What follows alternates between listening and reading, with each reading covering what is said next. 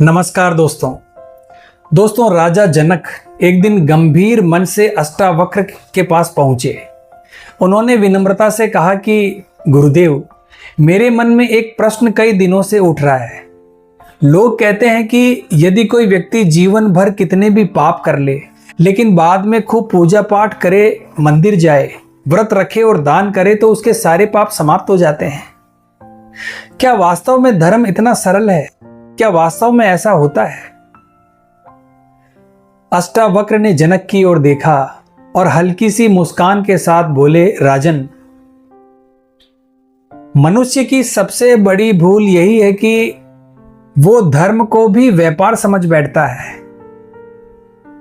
उसे लगता है कि जैसे बाजार में मूल्य चुकाकर वस्तु मिल जाती है, वैसे ही कुछ पूजा पाठ और कुछ दान करके अपने कर्मों का हिसाब भी बदल लिया जाएगा। लेकिन प्रकृति का विधान किसी सौदे पर नहीं चलता। जनक ने पूछा, गुरुदेव, तो फिर पूजा पाठ और दान का उद्देश्य क्या है? अष्टावक्र बोले, पहले यह समझो कि पाप क्या है। अधिकांश लोग सोचते हैं कि केवल गलत कार्य करना ही पाप है, लेकिन सत्य यह है कि हर गलत कर्म से पहले मन में एक गलत विचार जन्म लेता है। जब मनुष्य के भीतर लोभ बढ़ता है, क्रोध हावी होता है, अहंकार उसे अंधा बना देता है, ईर्ष्या उसके विवेक को ढक देती है, तब वही विचार पाप का बीज बनता है। कर्म तो उस बीज से उगने वाला एक वृक्ष है। कुछ देर बाद अष्टावक्र ने पूछा, राजन, यदि कोई व्यक्ति क्रोध में आकर अपने माता पिता का अपमान कर दे और अगले दिन 100 मंदिरों में दीपक जलाए, तो क्या उसके माता पिता के हृदय का जो दुख है वो मिट जाएगा? जनक ने उत्तर दिया, नहीं गुरुदेव, नहीं मिटेगा। अष्टावक्र बोले, यही कर्म का नियम है। जो कर्म हो चुका है उसका प्रभाव किसी न किसी रूप में अवश्य प्रकट होगा। पूजा पाठ उस प्रभाव को मिटाने नहीं आती, बल्कि उस अज्ञान को मिटाने आती है जिसके द्वारा कर्म हुआ है। उन्होंने आगे कहा, एक अंधेरे कमरे में दीपक जलाओ तो अंधकार स्वयं हट जाता है। दीपक अंधकार से युद्ध नहीं करता, वो केवल प्रकाश देता है। उसी प्रकार से सच्ची पूजा पाठ मनुष्य के भीतर विवेक का दीपक जलाती है, और जब विवेक जागता है तब वही व्यक्ति गलत रास्ते पर चलना छोड़ देता है। जनक ने पूछा, तो क्या पूजा पाठ का सबसे बड़ा फल भविष्य में मिलता है? अष्टावक्र मुस्कुराए और बोले, हां राजन, पूजा पाठ बीते हुए समय को नहीं बदलती, लेकिन आने वाले समय की दिशा बदल सकती है, क्योंकि वो मनुष्य को बदल देती है, उसके विचारों को बदल देती है, उसके व्यवहार को बदल देती है, उसके जीवन जीने के तरीके को बदल देती है। कुछ देर बाद जनक ने दूसरा प्रश्न पूछा, गुरुदेव, दान के विषय में भी मेरी शंका है। क्या अधिक दान देने वाला अधिक पुण्यवान होता है? अष्टावक्र बोले, राजन, एक नगर में 2 व्यक्ति रहते थे। पहला व्यक्ति हर वर्ष बहुत बड़ा दान देता था। नगर में उसकी प्रशंसा होती थी, लेकिन अपने घर में वो नौकरों का अपमान करता था, उन्हें दुखी करता था, गरीबों को तुच्छ समझता था और हर समय अपने धन का घमंड करता था। इसके विपरीत दूसरा व्यक्ति साधारण था। उसके पास देने के लिए अधिक धन नहीं था, लेकिन जब भी कोई भूखा मिलता वो अपना भोजन बांट देता,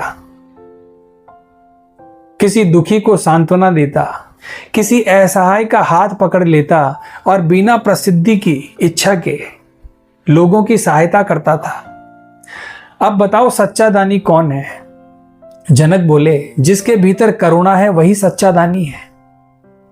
अष्टावक्र ने कहा, यही धर्म का निर्णय है। दान केवल धन का नहीं होता, समय का दान, ज्ञान का दान, क्षमा का दान, प्रेम का दान और सम्मान का दान भी उतना ही महान और महत्वपूर्ण होता है। फिर जनक ने पूछा, यदि किसी ने जीवन में अनेक भूलें या गलतियां की हो और बाद में उसे पश्चाताप हो जाए, तब क्या करना चाहिए? अष्टावक्र बोले, सिर्फ दुखी हो जाना ही पश्चाताप नहीं है। सच्चा पश्चाताप 3 चरणों में पूरा होता है। पहला, अपनी गलती को बिना बहाना बनाए स्वीकार करना। दूसरा, जहां तक संभव हो सके उससे हुए नुकसान की भरपाई करना। तीसरा, उसी गलती को फिर कभी ना दोहराने का दृढ़ संकल्प लेना। जब इन तीनों के साथ पूजा पाठ जुड़ती है तब वो आत्मशुद्धि बन जाती है। जब इनके साथ दान जुड़ता है तब वो अहंकार को गलाने लगता है। जनक ने पूछा, तो क्या भगवान दंड नहीं देते? अष्टावक्र बोले, भगवान सूर्य के समान है। सूर्य सबको समान रूप से प्रकाश देता है। कर्म ही वही बीज है जिससे सुख और दुख का वृक्ष उगता है। इसलिए बुद्धिमान व्यक्ति फल बदलने की चिंता नहीं करता, वो बीज बदल देता है। यह सुनकर जनक की आंखों में एक नई चमक आ गई। उन्होंने कहा, अब मैं समझ चुका हूं गुरुदेव, धर्म का उद्देश्य भगवान को प्रसन्न करना नहीं, स्वयं को पवित्र बनाना है। अष्टावक्र बोले, यही सबसे बड़ा रहस्य है। भगवान को तुम्हारे फूलों से अधिक तुम्हारा निर्मल हृदय प्रिय है। उन्हें तुम्हारे दीपक से अधिक तुम्हारे भीतर का जागा हुआ प्रकाश प्रिय है। उन्हें तुम्हारे दान की मात्रा नहीं, तुम्हारी करुणा का विस्तार प्रिय है। इसलिए याद रखो, पूजा पाठ का अर्थ केवल हाथ जोड़ना नहीं है, अपने स्वभाव को बदलना है, अपने व्यवहार को बदलना है, विचारों को बदलना है, जीवन को बदलना है। दान का अर्थ केवल धन देना नहीं, अपने अहंकार को छोड़ना है। और धर्म का अर्थ केवल ग्रंथ पढ़ना नहीं, बल्कि सत्य को अपने जीवन में उतारना है। जिस दिन मनुष्य का हृदय बदल जाता है, उसी दिन से उसके जीवन का नया अध्याय प्रारंभ हो जाता है। इसी सत्य को समझकर राजा जनक ने अष्टावक्र के चरणों में प्रणाम किया। उस दिन उन्हें ज्ञात हुआ कि पापों से मुक्ति किसी बाहरी कर्मकांड से नहीं, बल्कि भीतर जागे हुए विवेक, करुणा और आत्म परिवर्तन से प्राप्त होती है।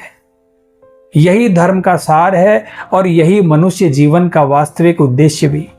तो आज की वीडियो में बस इतना ही दोस्तों, वीडियो अगर अच्छी लगी है तो वीडियो को लाइक और शेयर कीजिए और इसी प्रकार की वीडियो देखने के लिए हमारे चैनल को सब्सक्राइब कीजिए। तो मिलते हैं अगली वीडियो के माध्यम से। जय हिंद, जय भारत।